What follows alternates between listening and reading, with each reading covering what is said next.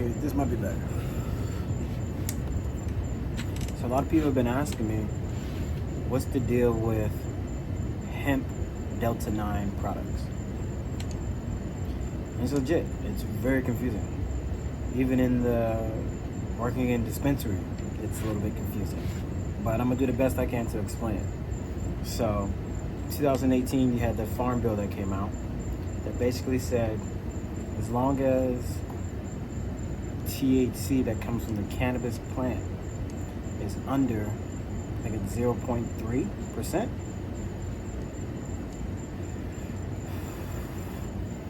And everything else comes from the hemp plant, it's legal. And unknowing, the government basically made a gray market. Because you got a lot of smart people that needed to make some money, and they're like, well, I mean, there's over 200 different cannabinoids inside this plant. There's definitely more than THC and CBD.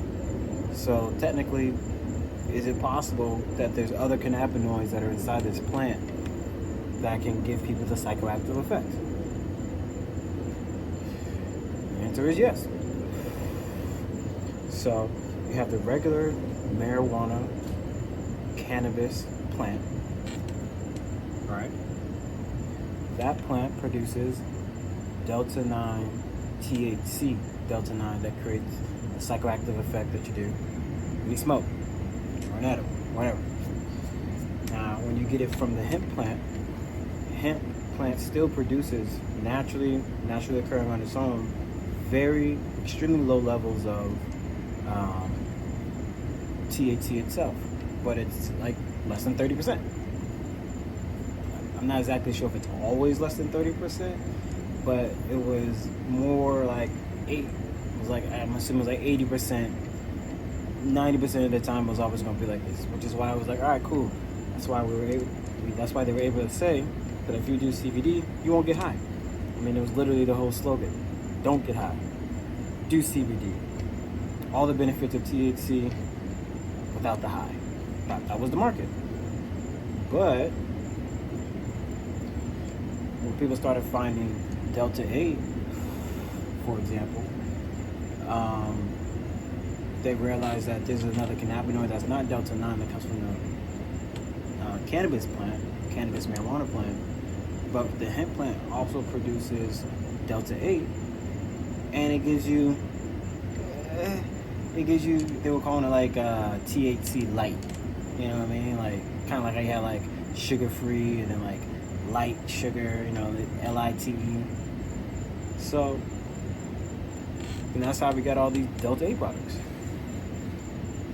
Then there was Delta 10 products. Then there was THCO products.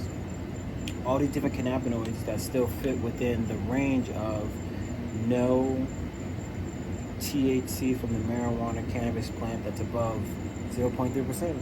Any other cannabinoid, fair game.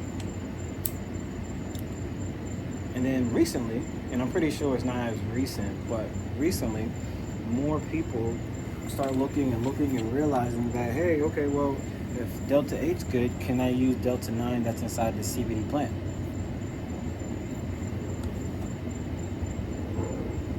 And yes.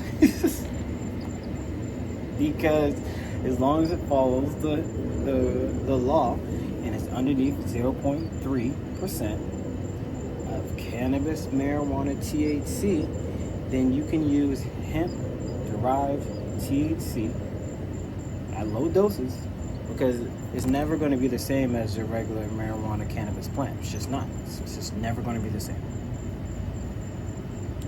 But for people that want it, I mean, I think now we can start looking at cannabis as a tier system. I think, there's so many cannabinoids. There's going to be cannabinoids that produce psychoactive effects and cannabinoids that help with sleep, but, you know, there's a tier.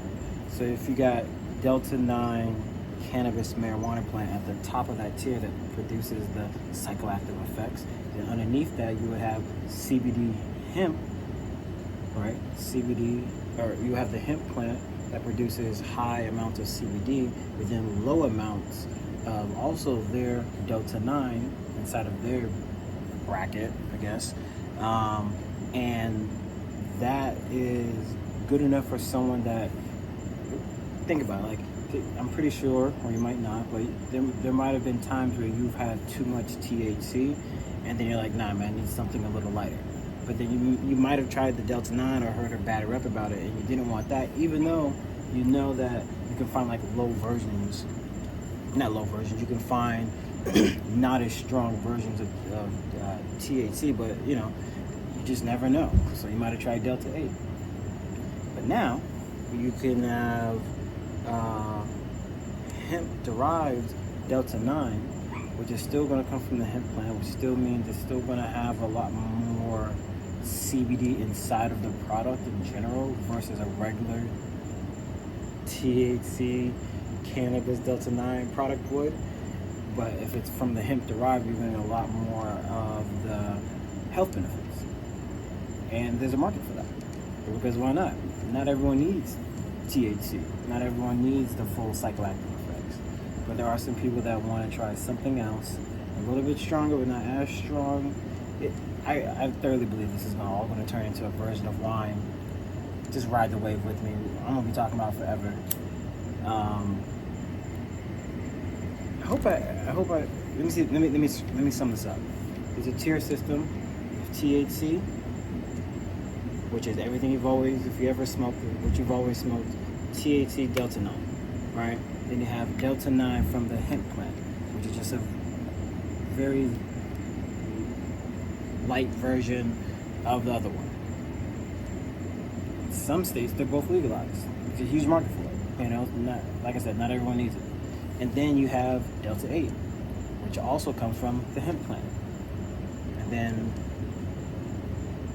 those are probably going to be the main cannabinoids that you're going to see for quite some time.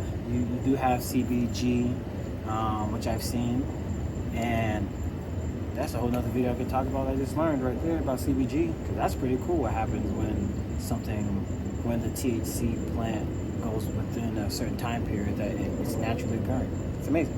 Love this plant.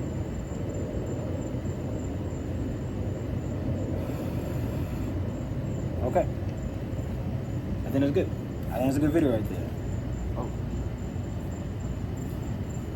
Anyway. That's the little lesson right there on hemp-derived THC. Enjoy it. My name is Chef Sparks. This page is going to be everything geared towards cannabis, cannabis education, cannabis and food, teach you how to cook, talk about terpenes. I love talking about cannabis. If you want to stay around for that ride, I would appreciate it. If you've made it this far, I definitely appreciate it. If you can hit the like, comment, share, I'll answer any questions I possibly can, because I just want to be available to engage. And I'm rambling at this point because I'm smoking. You still watching it? Cool. Peace.